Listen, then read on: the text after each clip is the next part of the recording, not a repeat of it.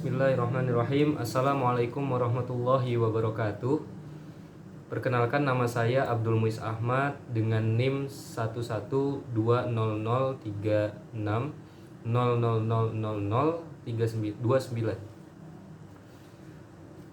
Baik, pada saat ini saya akan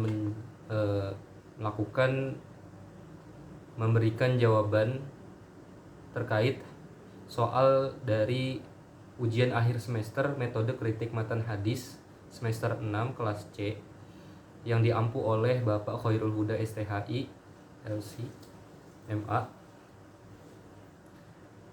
Baik, langsung saja kita mulai lakukan jawabannya. Yang pertama yaitu tentang kritik hadis dengan metode ardul hadis, bil hadis, yaitu mengkritik hadis dengan hadis yang lain. Jadi pada soal yang pertama terdapat dua hadis yang terlihat kontradiksi. Hadis yang pertama yaitu hadis yang diriwayatkan oleh Ibnu Majah, Sunan Ibnu Majah. Di dalam riwayatnya itu pada intinya hadis tersebut menjelaskan tentang ketentuan sholat berjamaah, seperti teksnya yang menyebutkan bahwa dijadikannya seorang imam itu untuk diikuti. Ketika imam bertakbir, maka takbirlah kalian. Ketika imam sedang membaca, maka diamlah kalian. Ketika imam membaca ghairil maghdubi alaihim waladdallin, maka ucapkanlah amin. Ketika imam melakukan ruku, maka rukuklah kalian. Kemudian ketika imam membaca sami Allahu liman hamidah, maka jawablah dengan Rabbana walakal hamdu, dan seterusnya. Hal itu bisa kita simpulkan bahwa hadis tersebut merupakan hadis tentang ketentuan sholat berjamaah, bagaimana cara si makmum melakukan gerakannya atau melakukan ucapannya ketika seorang imam mengucapkan sesuatu atau melakukan sesuatu gerakan di dalam sholat.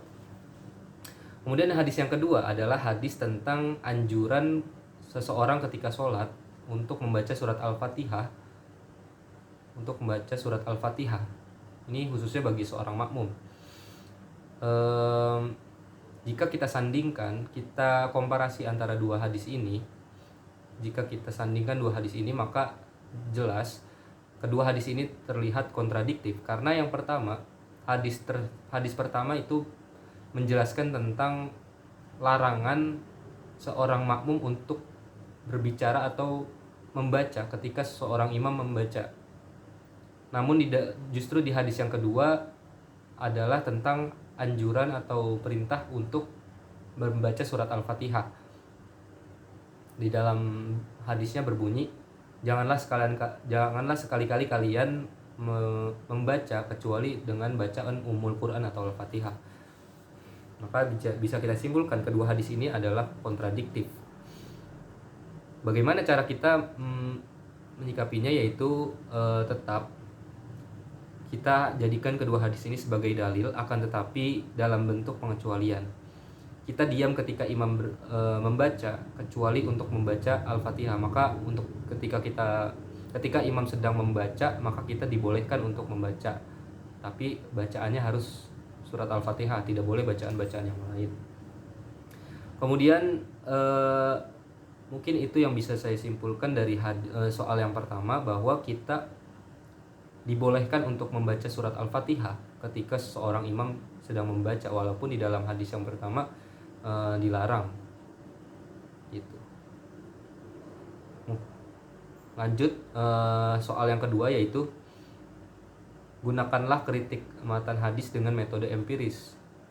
Di sini konteksnya adalah hadis tentang perbedaan cairan, ciri-ciri cairan dari sperma lelaki dan wanita. Namun lebih spesifik lagi di sini adalah cairan si wanita, cairan spermanya wanita.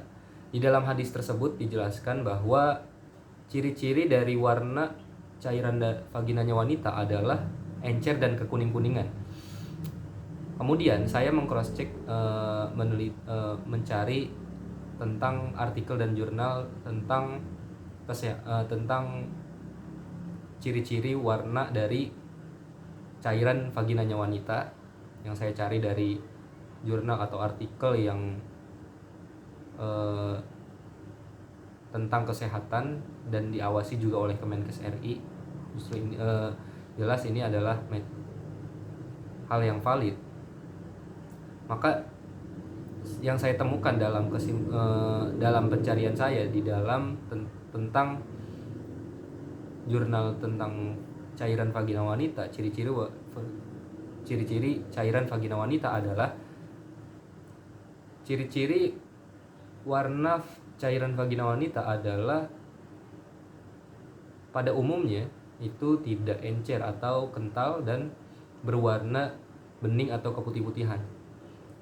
Kemudian bisa encer itu karena terjadi karena beberapa sebab, yaitu diantaranya adalah jumlah spermanya yang rendah, kemudian sering ejakulasi dan kekurangan zinc. Maka jika kita sandingkan kedua pengetahuan ini tentang hadis yang mengatakan bahwa ciri-ciri cairan vagina wanita adalah encer dan kuning-kuningan, berkontradiksi dengan kenyataan empiris yang ada, maka bisa kita simpulkan dari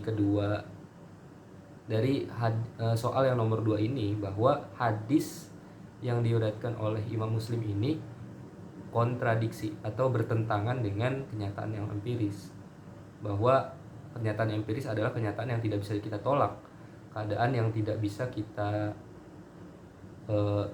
hal yang paling valid diterima oleh akal manusia. Kemudian yang nomor 3 adalah metode kritik apa yang cocok dalam penggunaan hadis tentang perjalanannya Isra Nabi Muhammad. Kemudian beliau didatangi seseorang 3 orang yang saat itu juga belum seorang nabi belum diwahyukan, dan ketika itu nabi sedang bertidur. Maka metode kritik apa yang cocok adalah di situ dijelaskan bahwa nabi itu Isra sebelum diwahyukan, artinya tidak adanya perintah bahwa di dalam sejarahnya Nabi Muhammad itu Isra pada tahun 10 kenabian. Maka jika ada pertanyaan metode kritik apa yang cocok, maka yang cocok adalah metode kritik matan hadis melalui tinjauan historis atau tarikh, karena hadis yang diriwayatkan ini bertentangan dengan tinjauan historis, bertentangan dengan historis yang ada gitu. Karena di dalam historis yang ada bahwa kewahyuan atau Isronya Nabi itu terjadi pada 10 tahun kenabian, maka itu bertentangan dengan hadis Nabi. Hadis Nabi itu bertentangan dengan tinjauan historis. Kemudian yang keempat adalah kandungan teks yang berbunyi tentang pertanyaan bagaimana ketika seseorang melakukan kritik matan hadis namun tidak melakukan tinjauan sanadnya. Di dalam teks tersebut itu dikatakan bahwa kandungan yang ada di dalam teks tersebut adalah pertama, jadi apakah boleh gitu? Maka jawabannya adalah pertama boleh dengan syarat-syarat tertentu. Syaratnya adalah orang-orangnya itu memiliki keluasan ilmu hadis dan ilmu-ilmu yang lain. Kemudian yang kedua adalah ahli mengetahui bahasa sunnah dan sehingga menyatu dengan kalam nabawi.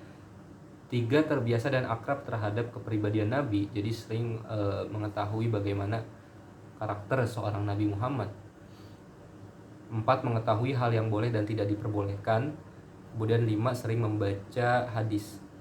Jadi kesimpulannya adalah apakah boleh seseorang melakukan kritik matan tetapi tidak melakukan tinjauan sanadnya, maka itu diperbolehkan dengan syarat-syarat yang sudah disebutkan tadi.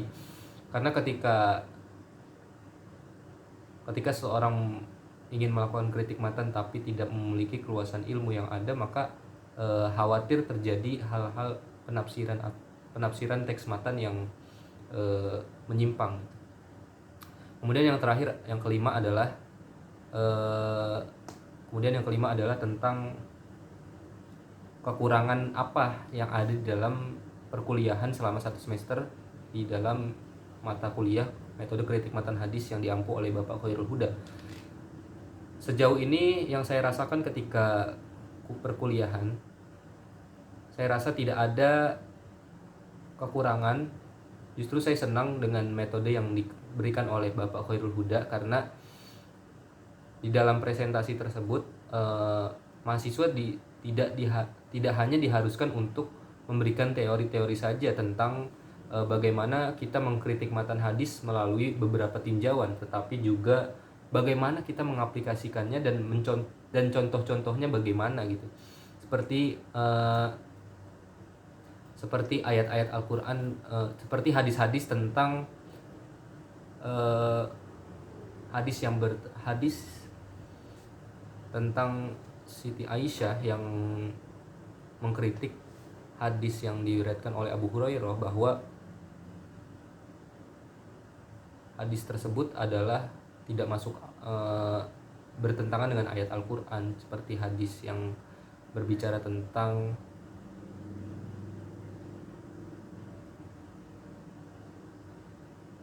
bahwa kesialan itu ada pada wanita.